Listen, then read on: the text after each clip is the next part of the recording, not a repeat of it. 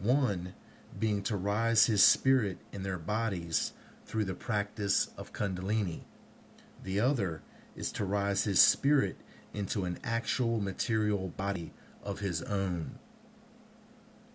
The locust will be men and women who have been cloned through the alien abduction phenomenon of the past 50 years, which included the taking of eggs and sperm from various human races all these years to create the necessary army of bodies needed to fake an alien super race arrival,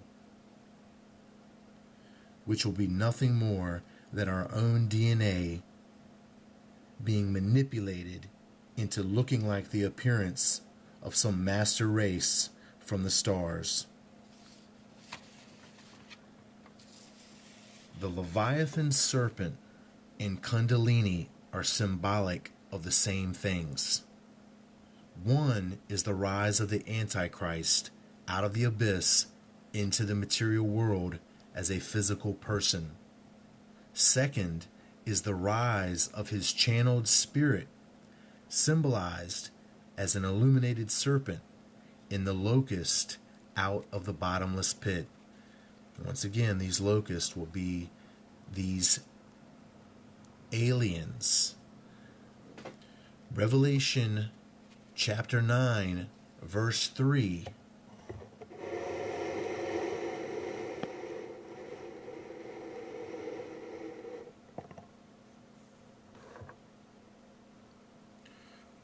Revelation chapter 9, verse 3.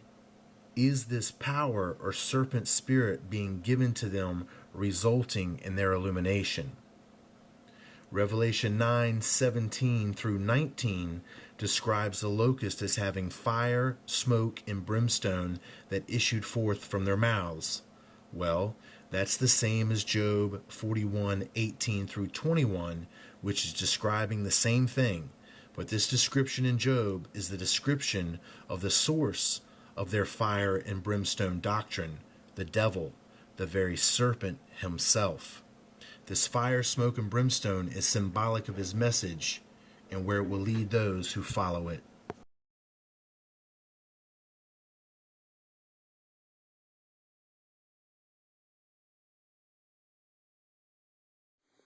All right, here we are at chapter 41 again in the book of Job, and what you're looking at is the very last part of this very long description of Leviathan.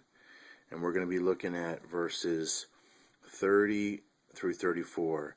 Everything back here is basically about how strong this being is going to be. And this is once he comes into the flesh.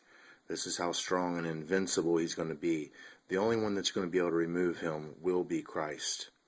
He will not be able to be removed by any man or any weapon of man. So here in verse 30 it says, sharp stones are under him. He spreadeth sharp pointed things upon the myrrh. Now these sharp stones that are under him, I told you this was the crystals. These sharp stones, crystals are naturally sharp. Crystals that form in natural conditions are naturally sharp. Okay, and that's what they're trying to tell you here. Sharp stones are under him. He spreadeth sharp pointed things upon the myrrh. Now, before we get further, I want to give you some proof of what I'm saying. Of course, this Leviathan isn't a sea monster. Okay, not in the literal sense. We're talking about the angel of the bottomless pit, Leviathan, here. And that's what all of this is about. Now, to further corroborate this, what we're going to look at is these sharp stones. And I want to correlate these stones also to the book of Enoch. And what we're going to be seeing here is chapter 9, and it's going to be verse 7. Now watch this. Throw upon him hurled and pointed stones, covering him with darkness.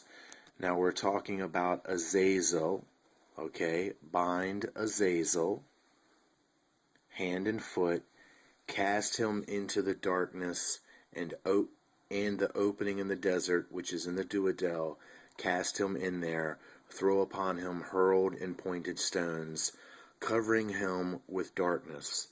Okay? So any of you that cannot see, now there's more references to these hurled and pointed stones, but we have it right here in front of us. Sharp stones are under him. So this is directly tying up this Leviathan thing with these fallen beings that were shut up in the inner earth. And it's even more so tying him directly to the king of these fallen beings, the very prince, the fallen prince of this world, which is the devil. Okay? Now we get more correlation with it being the abyss. And we know that the abyss is the bottomless pit. And he maketh the deep to boil like a pot, and he maketh the sea like a pot of ointment. He maketh a path to shine after him. One would think the deep to be hoary, and this is where, if you go to your concordance, you will find out that the deep to be hoary is going to translate to bottomless pit, which is going to tie this Leviathan thing up to the Antichrist, to the devil, and it's going to take it away from being this mythological sea creature that is in ruins around Mount Sinai right now. Okay? So it says, upon earth there is not his like, who is made without fear. Now this one is without fear because he thinks he is God. He believes that there is no universal Father, and they are representing themselves as God himself. He beholdeth all things. He is a king over all the children of pride. And this is direct reference to him being in the book of Revelation as being the king over those locusts. And that's what it's all about.